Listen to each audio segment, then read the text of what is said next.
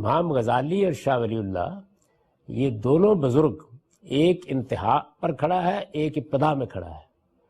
اس وقت مسلمانوں کے ہاں دین کی جو تعبیر، اور میں اس کا ذکر کر چکا ہوں تفصیلی طور پر تمہیدی مباحث میں،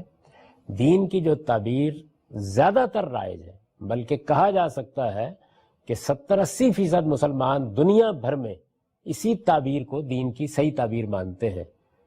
یہ تعبیر کن لوگوں نے ترتیب دی ہے، کنہوں نے اس کو ایک علمی چیز بنایا ہے، تعبیر بنایا ہے، وہ امام غزالی اور شاہ ولی اللہ، یعنی کوئی معمولی درجے کے لوگ نہیں ہیں۔ اگر آپ کو میں نے کئی بار یہ عرض کیا ہے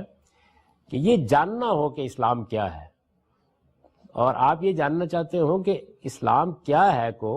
اس 14-15 صدیوں میں اس کے اہل علم نے کیسے سمجھا ہے، تو آپ سب سے پہلے جس کتاب کا انتخاب کریں گے وہ غزالی کی احیاء العلوم ہے، یا اسی کا خلاصہ جو انہوں نے کر دیا ہے کیمیائے سعادت۔ آپ اگر آخری دور کی کوئی چیز منتخب کرنا چاہیں گے تو شاہ ولی اللہ کی حجت البالغہ ہے، یعنی یہ دونوں کتابیں اس تعبیر کو آخری درجے میں بیان کر دیتی ہیں۔ ہمارے ہاں علم کلام سے کیا اثرات ہوئے،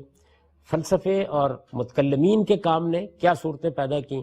صوفیانہ مذاہب نے کیا شکل پیدا کی، اس ساری کشمکش میں دین کو کیسے دیکھا جائے، تو یہ ان دونوں بزرگوں سے آپ کو ملتا ہے۔